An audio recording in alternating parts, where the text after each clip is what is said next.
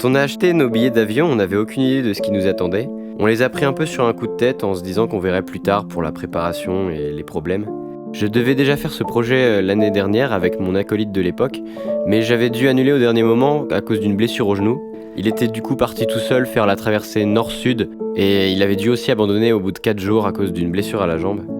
On a un peu enterré le projet et c'est quand j'en ai parlé à Max que tout a été relancé parce qu'il a été très emballé par le voyage et on a décidé de programmer ça pour l'été suivant sans savoir vraiment où on mettait les pieds.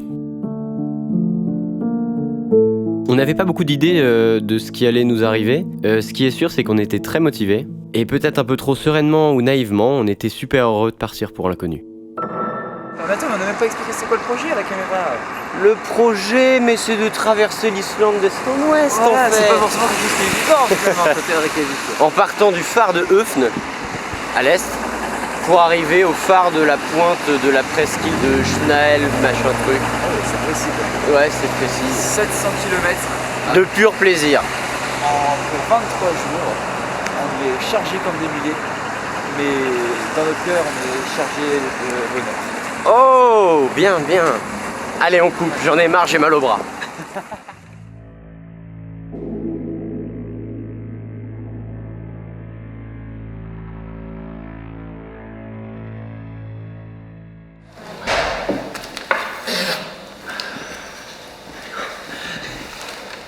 L'Islande, c'est une grande et merveilleuse île. C'est rempli de paysages fantastiques, gigantesques et majestueux. Et si c'est autant connu pour ses paysages naturels, justement, c'est parce qu'il n'y a pas grand monde sur ce petit bout de terre. Sur l'ensemble de l'île, il y a 360 000 habitants, dont un tiers habitent à Reykjavik. Il y a plus de gens à Nice. Ce qui fait que toutes les villes et tous les commerces sont situés près de la côte, dans ce qu'on appelle les lowlands. Dès que tu t'éloignes de la côte, dès que tu montes dans les terres, qu'on appelle les highlands, il n'y a plus grand chose, à part quelques routes qui amènent à des endroits touristiques connus, des volcans, des glaciers, des geysers. Il y a bien des refuges placés à des endroits stratégiques, mais même là-bas, on ne peut pas acheter de nourriture directement. On doit donc se coltiner 20 jours de nourriture sur le dos pour pouvoir être autonome. Et pour pouvoir marcher 20 jours, il faut un sacré paquet de bouffe. Ok, on recommence. Le double run. Nous voici le lendemain. L'objectif étant de faire entrer des kilos et des kilos de sucre dans nos 2 sacs. Arrête, il y a aussi des cacahuètes, c'était vachement mauvaise langue. On vient de payer pour 100 € de sucrerie. Je suis traumatisé à vie.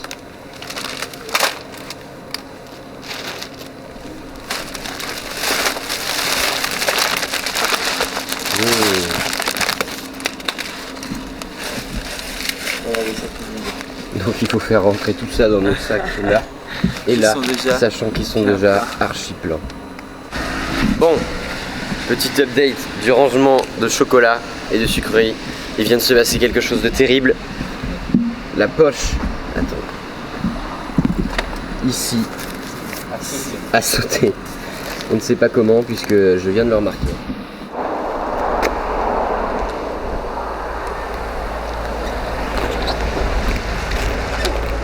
Putain, mais regarde les voitures, bordel de merde. Non mais vraiment. C'est pas une voiture ça.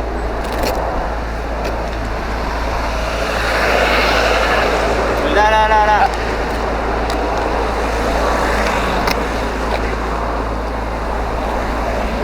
Pour rejoindre Höfn, notre point de départ de l'expédition, on devait prendre un bus quotidien qui met 1 journée à arriver. Malheureusement, on l'a loupé et en désespoir de cause, on a décidé de faire du stop en attendant le bus du lendemain. On n'avait pas beaucoup d'espoir à cause de la pandémie de Covid, mais à notre grande surprise,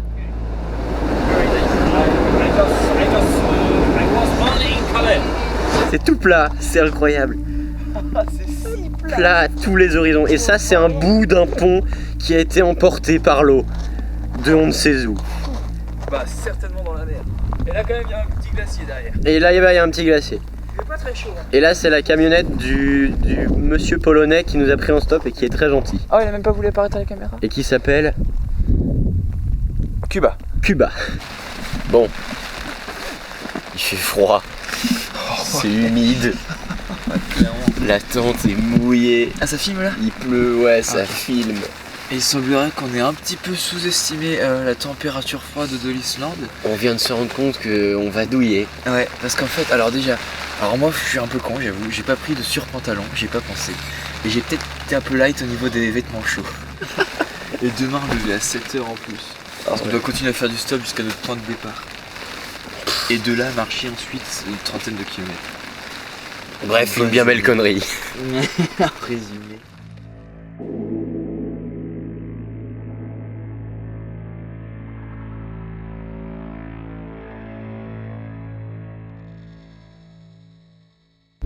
Il est midi et ça y est, nous sommes arrivés à notre point de départ après avoir été pris en stop par des Bosniens et des Italiens. Nous sommes à... Le phare de Stockness. On va s'écarter un peu pour que ce soit plus visible. El Famoso, pas du tout, il est pas très connu. Mais là par contre on douille avec les sacs qui sont très très lourds. Et pour l'instant c'est vrai que c'est... On est mouillé, on a mal au dos, Oh il fait... on a fait si peu de kilomètres. Oh, on est même pas parti. On est même pas parti, c'est ça la vraie histoire. commencé. Ces mouvements c'est les premiers pas de 700 km. Allez, c'est parti. 700 km de pur plaisir, de pure humidité. La plus longue aventure de notre vie. Exactement. Chaussures imperméables en Islande.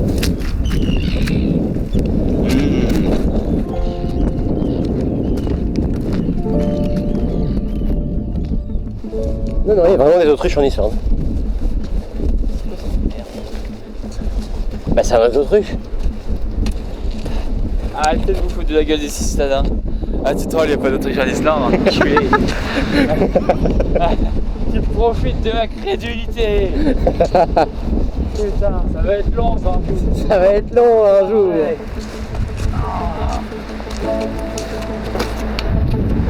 Oh, c'est si beau le désert de sable noir. Ouais. Oh. La photo de ce qu'il y a normalement derrière les nuages. Non, non pas à poil. Ouais. Dans nos voyages, dès qu'on trouve un beau paysage un peu isolé, on a l'habitude de prendre une photo d'eau nue devant. Voilà, on va pouvoir toucher la mer ici. Ouais. Mais là, on s'est directement rendu compte qu'il allait faire trop froid pour ce genre de bêtises.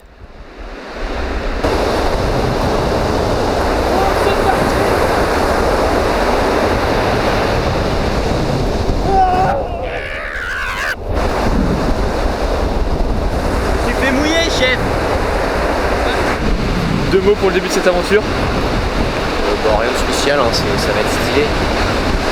Et c'est parti! Là, vous pouvez le voir, on est super heureux de se lancer à fond dans ce voyage insensé. Et commencer comme ça sur une plage de sable noir avec toute cette brume mystérieuse, ça te réveille l'esprit d'aventurier comme jamais.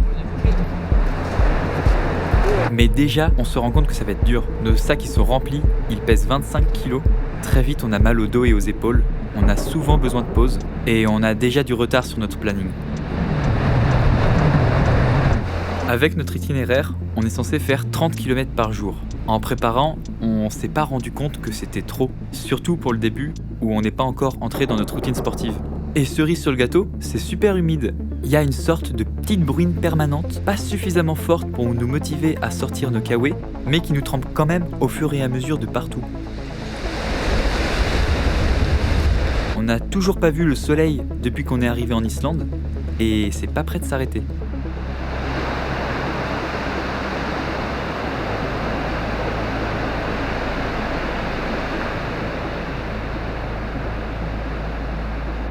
Bon. Première traversée de gué. On a l'air classe. Youhou. Allez, c'est parti. Je me lance. Oh putain, le mec peut pas être des bateaux. Non, t'inquiète.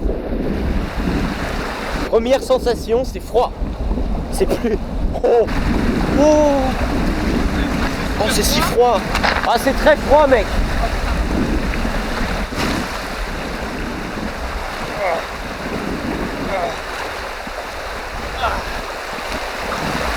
Ok, ça passe.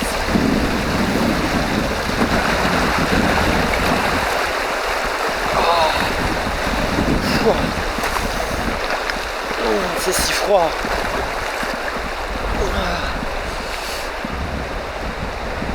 Ah. Oh, le mou.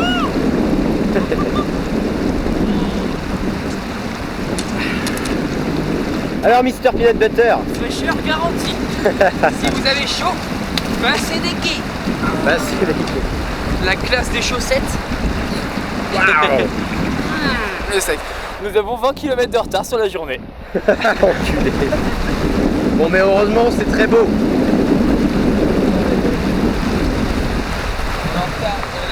On est heureux d'être là. On est très heureux d'être là. On en chie mais on est venu pour ça. Ça va mec? Nickel. Pas trop mal au dos? Oh là, détruit. Les épaules sont très douloureuses. Pour nous deux d'ailleurs. On a trouvé cette petite chaise rouge là, au milieu de nulle part, devant la route N1, avec une vue plutôt sympathique.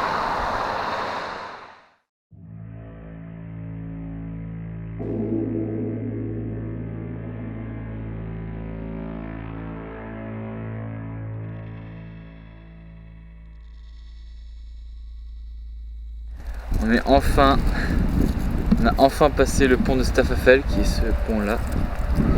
Voilà, ça y est, on commence vraiment la rando. Exactement, on a fini de longer la mer. On va vraiment s'enfoncer dans les terres, on va suivre cette sorte de gros cours d'eau. Et on va certainement passer dans les montagnes, je sais pas si ça se voit à l'écran, dans les montagnes très stylées qui sont là-bas.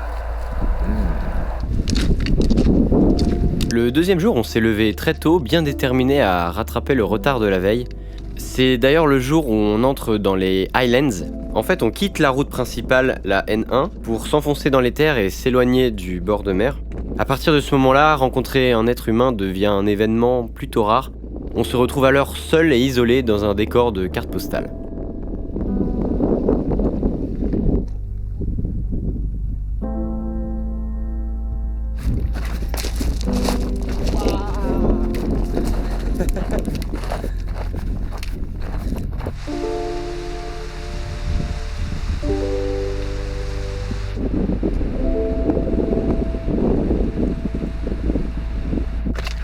Allez, venez avec nous. Quand on a commencé à s'informer sur le voyage en Islande, on a souvent vu une phrase revenir qui était « En Islande, vous pouvez vivre les 4 saisons en une journée ». Et effectivement, on s'est vite rendu compte que la météo change très rapidement, et cette météo, on la subira pendant tout le voyage. C'est d'ailleurs pour ça qu'on a appelé notre film « Les 4 saisons de Max et Ripo ». Si on devait associer une saison à ce début de voyage, ce serait l'automne, car on n'a jamais de soleil, toujours un peu de vent, un peu de pluie, et c'est très humide.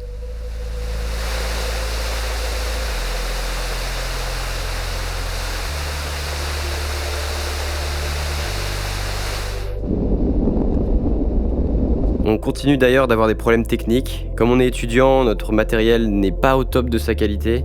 Et après le problème que j'ai eu avec mon sac qui est des poches qui ne ferment plus, Max a percé son camelbag et on n'a plus que 2 litres de contenance pour l'eau.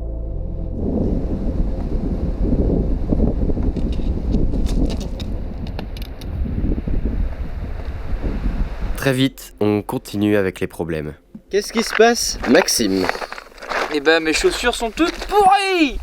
Et la semelle s'est cassée. Du coup, faut trouver une solution maison. Avec de la ficelle et un couteau. Ah ouais, c'est la galère. J'arrive pas à passer dans les... Et on monte là-haut. Yes. Allez, on a encore à peu près 15 km. Il est 18h30. Nous vivons dans une ineptie. Bon, on a un problème. On a un début de guerre entre 2 clans de chèvres, entre 3 clans. Il y en a 2 qui sont là-bas, qui arrivent en courant vers celle-là. Et puis il y en a une, je sais pas si on la voit, oui, tout en haut, genre là, juste là. Avec son groupe, il y a l'éclaireur et il y a tout le groupe qui arrive derrière. Ils arrêtent pas de bêler depuis tout à l'heure. Ils ont l'air vénères. Ah, ils ont l'air vénères de ouf. Ils sont là pour en découdre. Ah, on les entend. Et eux, ils sont pris un sandwich. Ça va chier. On vous tient au courant de la suite, mais je pense qu'il n'y en aura pas parce qu'on va vite décamper avant que ça tourne au grabuge. Au vinaigre. Au vinaigre. Que ça tourne au grabuge. Aussi, hein. Après l'une, c'est forcément l'autre. Allez. Attends, fais voir un peu les dégâts juste avant. Bah celle-là c'est encore, Oh, c'est encore léger elle. Et c'est léger. Ah, l'autre elle est C'est arrachée léger. jusqu'à là à peu près. Regardez, Putain, c'est super le le truc. saucisson. Le bon sauciflaire. Oh là là là. Il va bon. rejoindre. Quelle galère. Quelle galère, quelle galère. Mes aïeux. Bon bah on repart, on répare et on repart. Hein. Il est quelle heure? Il est 20h tout simplement. Tout simplement. Ça fait beaucoup de 10 heures qu'on marche. Ouais, 10 heures, ouais, 10 heures. C'est commence à long, faire c'est beaucoup. trop long. Ah, ouais. Bon après il reste que 20 jours. Ouais, voilà. Non, 21, tu t'es trompé. 21, ouais.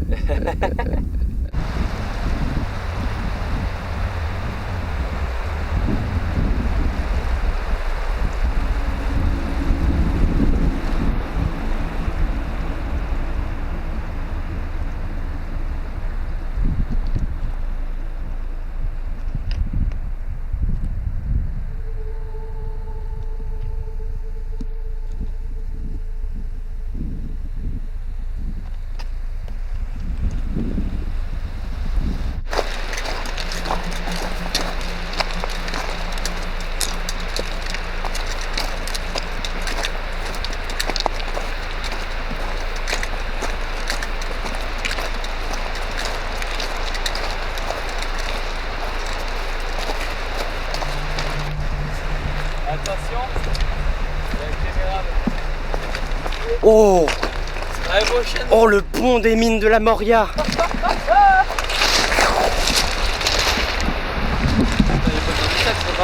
Oh, déposage de sac instantané. Ah ouais, oh c'est beau. Putain, on va camper, montre l'endroit où on va camper. Bon, je repars là quoi. Juste bah, au bout de ce truc là, là où c'est plat. C'est ça l'endroit où on peut camper, le reste c'est comment est penché. Ah ouais.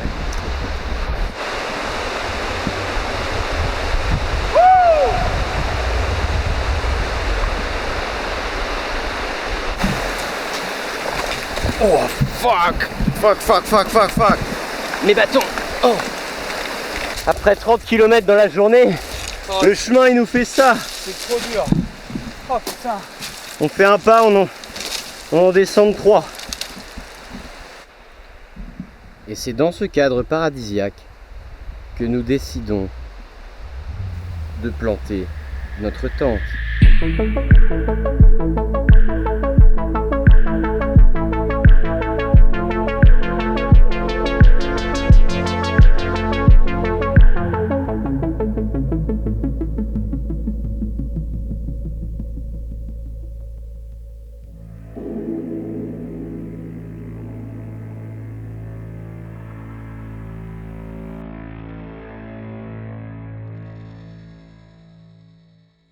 Ok. Avec toi. Fais voir.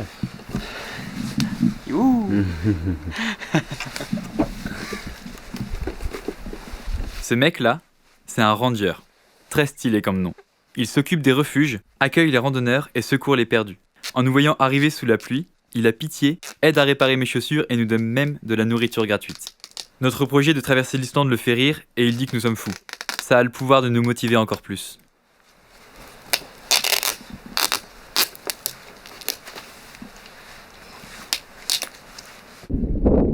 Alors, on a une bonne et une mauvaise nouvelle. La bonne nouvelle, c'est que on aperçoit pour la première fois le Vatnajökull au loin depuis qu'on a commencé à marcher. Du coup, ça fait du bien. C'est le plus grand glacier d'Europe. Du coup, ça fait du bien moi. En revanche, la mauvaise nouvelle, C'est le petit Baltoro. c'est qu'on continue dans notre épopée de matériel pourri avec petite. Voilà. Et ça, c'est la sangle qui retient tout le portage des épaules. Du coup, ça veut dire que si ça craque, et ben on est fou dans la merde parce que je vais rien porter sur mes épaules. Tout le sac va partir en arrière. Et globalement, c'est la merde.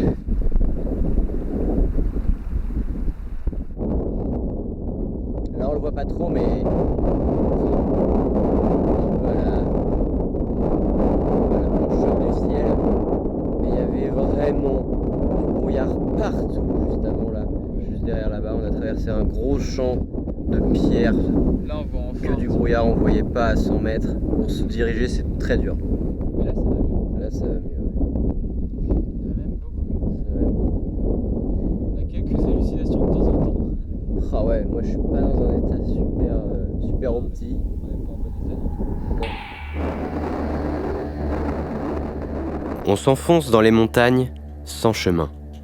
On évolue au GPS et à la boussole. Le froid et l'humidité s'infiltrent partout. Avec le brouillard, on ne voit plus rien. On se perd l'un l'autre et là, on est vraiment dans le mal.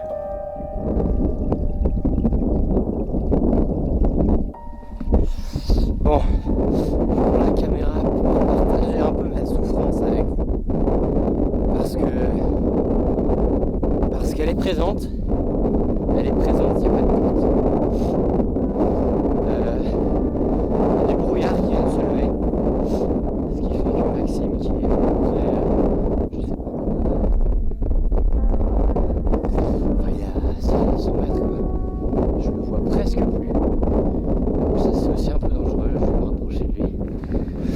On n'a pas fait une pause très longue parce qu'on peut pas faire de pause très longue, tout simplement. Moi j'étais vraiment transit froid, Maxime aussi. Maintenant, il y a tellement d'autres problèmes dans mon corps que j'en ai plus rien à faire de mes pieds. Je sais que je vais douiller ce soir. Encore comment perdu au milieu de nulle part.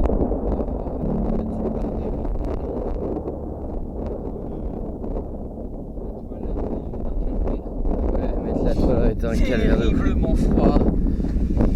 Ah.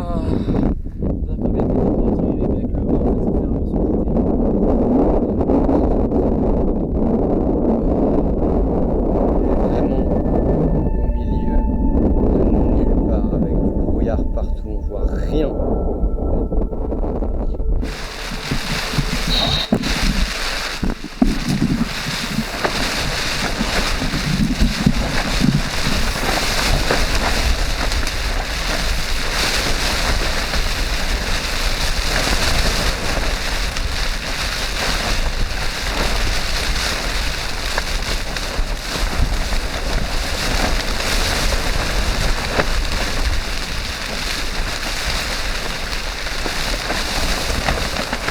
Et comme si c'était pas suffisant, la nuit, c'est pire. Il y a une tempête dehors. On a mal orienté la tente et la pluie rentre sous l'effet du vent. Je me réveille à cause de la douche que je suis en train de prendre et je repense aux rangers qui nous parlaient de la fameuse pluie horizontale. Le vent souffle fort et j'ai dû passer 2 heures à maintenir les arceaux qui se tordent. Le lendemain, on est dépité.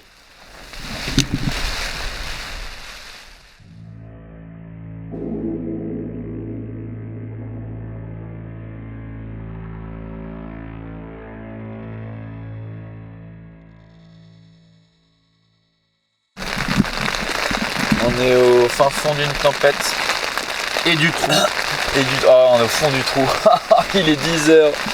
On n'a pas réussi à sortir parce qu'il pleut trop, il y a trop de vent. Je sais pas comment plier la tente. En train de bouffer du chocolat pour petit déj parce qu'on a même pas, on a oublié de ramener les cours à l'intérieur, du coup on n'a pas d'eau. Ah, c'est terrible. Il y a Hippo qui de 2h à 5h, il a juste pas dormi, il a tenu les arceaux. Moi je dormais, je me suis même pas rendu compte qu'il y avait un problème. Et là le sol est trempé, il y a de l'air dedans et tout. C'est la catastrophe.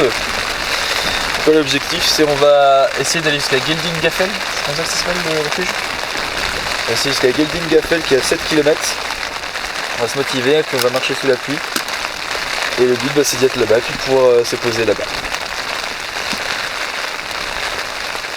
C'est dur la vie en Islande.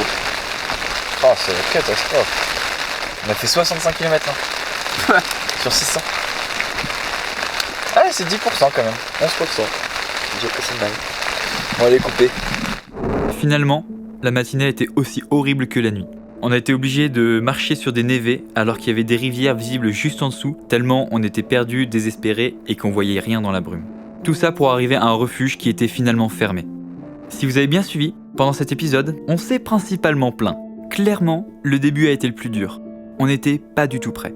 Mais là, au moment de doute le plus terrible, un arc-en-ciel débarque, nous prévenant que le soleil fait enfin son apparition. Les jours les plus éprouvants sont derrière nous, à nous le plaisir de l'aventure.